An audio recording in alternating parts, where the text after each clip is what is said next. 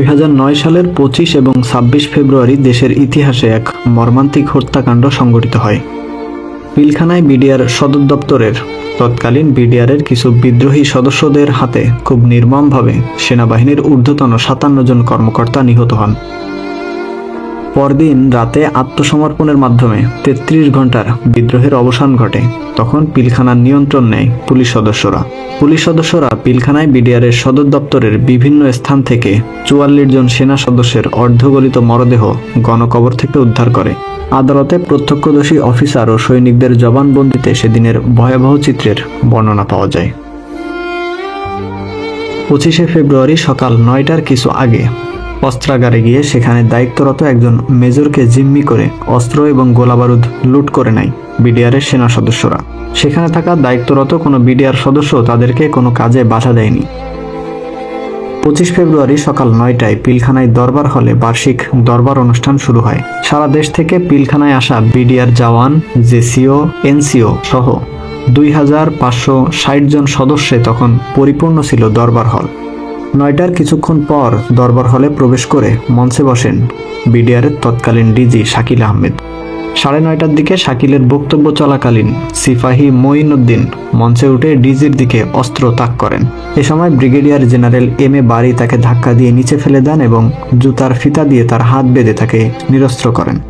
তার কিছুক্ষণ পরে বিপদগামী বিডিআর জওয়ানদের একটি অংশ দরবার হলে ঢুকে পড়ে মহাপরিচালকের সামনে তাদের নানান দাবি দাবা নিয়ে চিৎকার চেঁচামেচি শুরু করে দেন। মহাপরিচালক শাকিল আহমেদ সবাইকে শান্ত হওয়ার জন্য অনুরোধ জানান এবং প্রত্যেক কর্মকর্তাকে নিজ নিজ ইউনিট সামাল দেওয়ার জন্য বলেন। এর কিছুক্ষণ পর সিপাহী সেলিম রেজার নেতৃত্বে একটি সশস্ত্র দল দরবার হলে ঢুকে পড়ে গোলাগুলি শুরু করে। তখন প্রায় 3000 সৈনিক ও জেসিও মুহূর্তের মধ্যে যে যেভাবে পারে দরবার হলের জানালা এবং দরজা দিয়ে লাফিয়ে বেরিয়ে যান। বিডিআরের ডিজি এবং ঊর্ধ্বতন কর্মকর্তা সহ 40 থেকে 50 জন তখনও দরবার হলে অবস্থান করেন।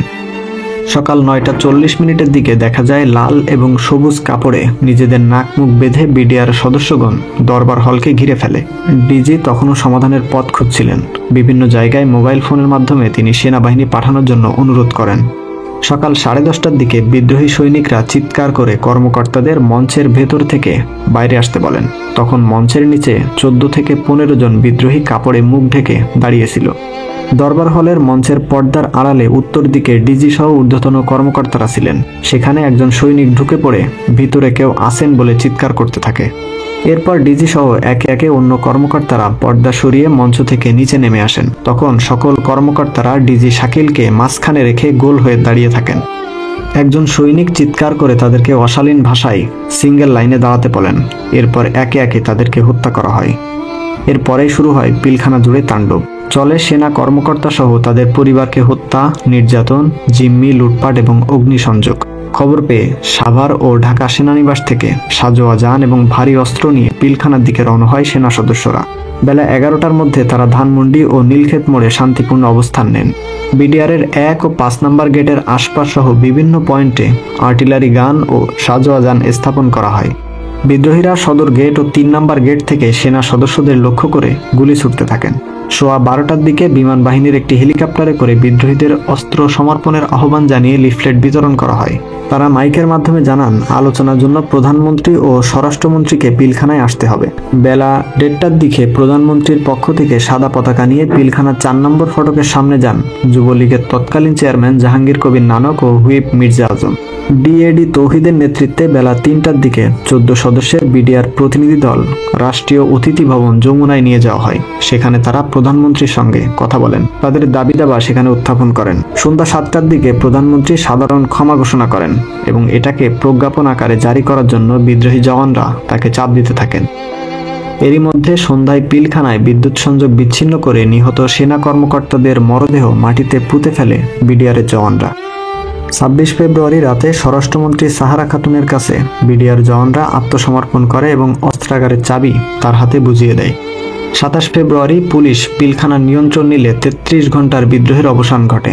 তখন পিলখানার বিভিন্ন জায়গা থেকে একে একে গণকবরের সন্ধান মিলতে থাকে।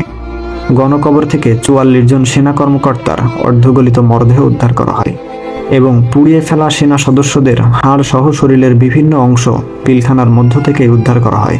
5 নভেম্বর 2013 সালে ঢাকা মহানগর দায়রা আদালত 152 জনকে এই হত্যাকাণ্ডের জন্য মৃত্যুদণ্ড দেন এবং 161 জনকে যাবজ্জীবন কারাদণ্ড এবং 256 জনকে 3 থেকে 10 বছর মেয়াদের কারাদণ্ড দেওয়া হয়। 277 জনকে বেকসুর খালাস প্রদান করা হয়।